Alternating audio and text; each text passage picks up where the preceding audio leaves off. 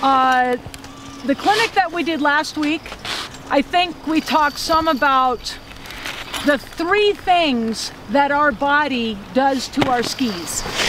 We pressure our skis. That can be fore aft or foot to foot. We roll our skis onto edge, and we steer our skis. Those 3 things that we do. I'd like you to notice your foot to foot pressure from one turn to the other. And then pay attention to, are you tipping more? Are you steering more? Change it up. So let's just kind of take a non-stopper, not fast. On your own, I'd like you to feel your foot to foot skiing and see what kind of understanding we have about that. And then pay attention to your tipping and your steering, okay? I've already kind of had to shift in my mind exactly the exercise we're going to do because of this steep pitch. Because when I do a pressure drill, I like to be on flat terrain. I like to be in a wedge with low edge angle, as opposed to a breaking wedge, which is really high edge angle. I like to be on flat with low edge angle, and I like to have people feel pressuring the ball of their foot, foot to foot, foot to foot, okay? And we're on a steep pitch. So we're gonna do this traversing right now.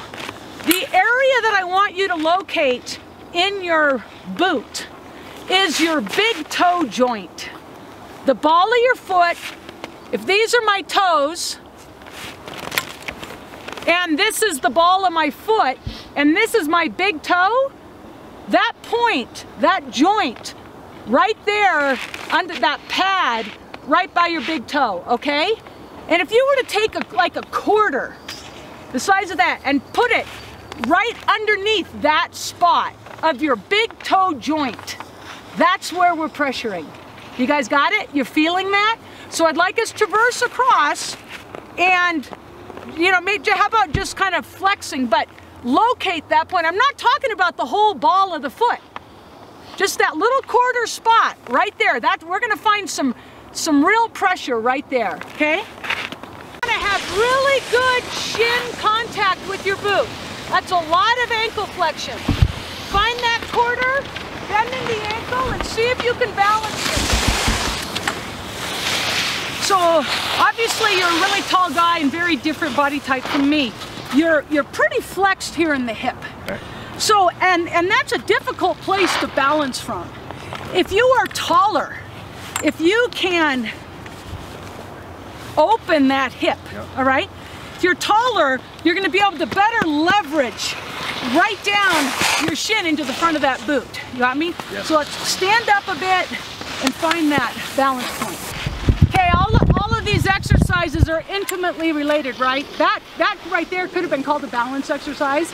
We started it as a pressure exercise and we moved into some balance. Okay, now for the uphill foot. When this uphill foot is quickly becoming our downhill foot, right?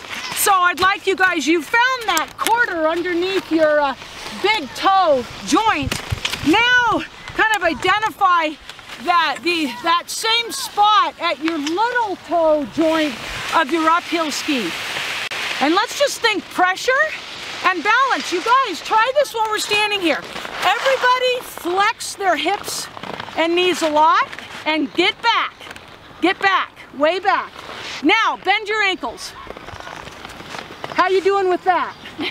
How's that working for you? Okay, let's open up the hips. Let's get taller. Work those hips forward. Now, can we get into the front of our boots? Can we bend those ankles? That's where we need to be. Again, I'd prefer to be on the mile for something like this. But we're talking about pressure, we're talking about foot to foot, we're finding the exact location of where, all right? And so now that we're on this steep, what I'd like you guys to do is we're traversing. We've located that pressure point right under the ball of our foot at the big toe socket. Then we're going to find that little toe, okay, find that pressure there, and then balancing on that ski, we're gonna roll into our turn, okay?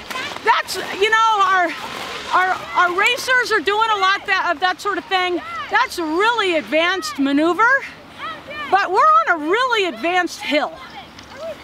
It's not where I generally go with this pressure exercise, but play with the idea, challenge yourself, okay?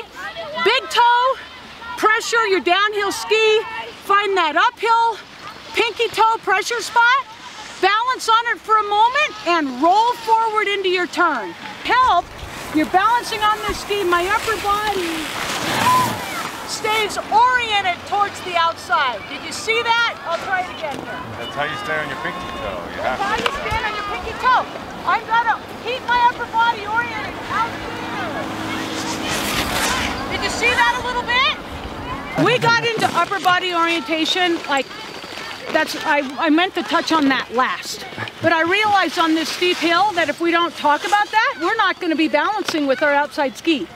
That, you know, if our upper body is leaning into the hill and on our uphill foot, you know, we don't stand a chance.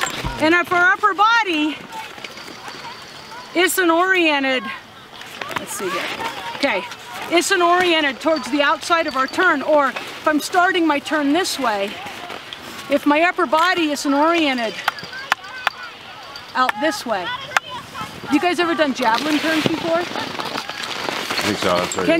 Can just stand here right now, take your uphill foot and cross it over your top. Now, have your shoulders match where that ski tip is pointing. Okay, all right, take your poles. This is like a corridor. Are your shoulders aligned with that ski tip? Yeah. If you don't have some of that alignment to the outside of the turn, then you're going to be too square and likely end up on the inside foot. For our purposes today, we're to prioritize what we're doing. We'd start with pressure, which is foot-to-foot pressure, and balance fore-aft pressure, kind of lateral pressure, all right? For our kids to grow up understanding skiing is foot-to-foot. It's not feet together, both feet, okay? So that's number one priority. Number two, on a hill that's as steep as Hallison Hill, okay, if we're gonna balance with our outside ski, I'm gonna make an argument right now that what's happening with our upper body is next. We gotta, and you know, you guys can be the experts with 6-year-olds, and we're not teaching them anything. We're facilitating experiences and all that, but this is important for your understanding. So, for this, the purposes now, we're going to upper body orientation.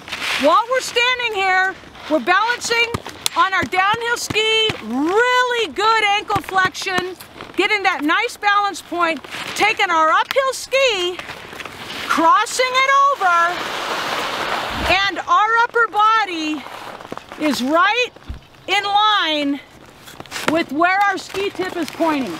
Okay, if my ski tip's pointing this way, my upper body is not pointing straight across the hill. My upper body is aligned with this ski tip. Okay, so let's practice traversing across the hill with that orientation.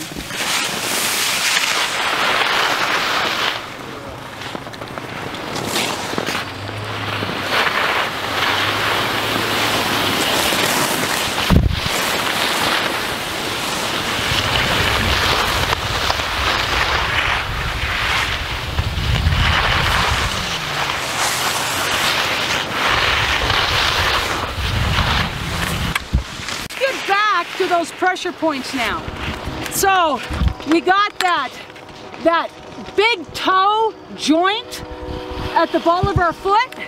We feel that pressure right there. We then find that pressure at our baby toe joint under the ball of that foot.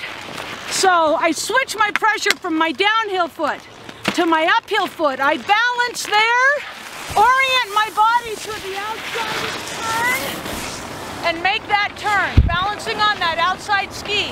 That's a lot of info. Just play with it, you guys.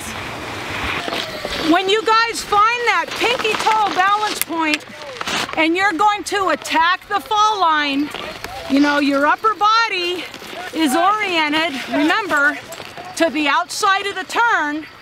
That's the outside. The outside of the turn. The outside of the turn. You guys see that? Okay, so that's the upper body orientation. And the hips, if your hips are ever so slightly back here, you can never attack that ski tip into your new turn. I mean, you gotta open up that hip, and that hip, bang! It's gotta attack that ski tip.